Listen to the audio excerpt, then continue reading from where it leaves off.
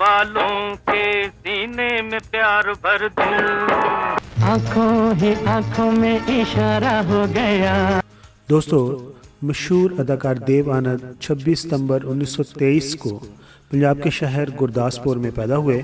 उन्होंने government college Lahore से graduation की, लेकिन फिल्मों का शौक उन्हें बम्बई ले आया।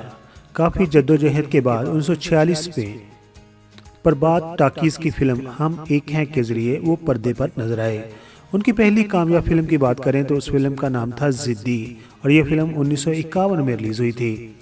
बाद में उनकी दोस्ती मशहूर फिल्म साज अदाकार गुरु दत्त से हो गई और उन्होंने मशहूर अदाकारा सरैया के साथ कई फिल्मों में काम किया। गुलकारा अदाकारा सरैया के साथ दोस्ती के रिश्ते काफ़ी परवान चढ़े, ताहम ये दोस्ती शादी में तब्दील ना हो सकी।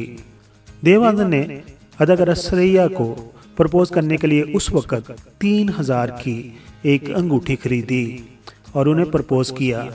सरैया शादी भी करना चाहती थी, लेकिन सरैया की माँ और उसकी नानी ने इनकार कर दिया क्योंकि देव आनंद हिंदू थे जबकि सरैया मुसलमान थी। बाद में अदाकारा सरैया ने भी भरपूर जिंदगी गुजारी, मगर उन्होंने शादी नहीं की।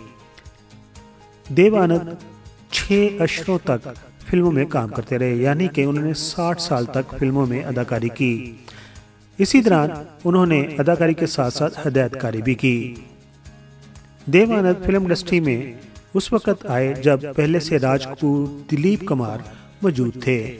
उनकी अगर मकबूल फिल्मों की बात करें तो उनमें जीत, शेर, अफजल, सनम, दोस्तारे, 16 संगार, टैक्सी ड्राइवर, हाउस नंबर 444, 9211 वगैरह शामिल है।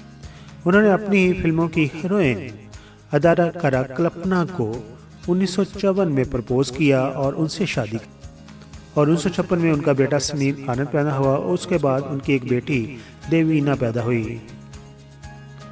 शादी के बाद उनकी वाइफ, जो कि पहले अदाकारी करती थी, कल्पना ने अदाकारी को खैरबाद कह दिया।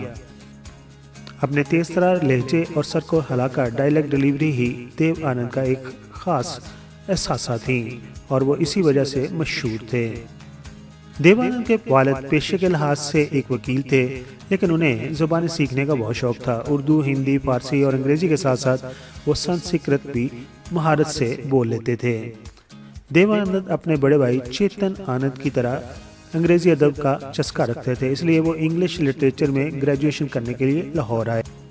सन 1944 में लाहौर कोई मामूली शहर नहीं था, वो उस वक्त इंडिया का पेरिस था।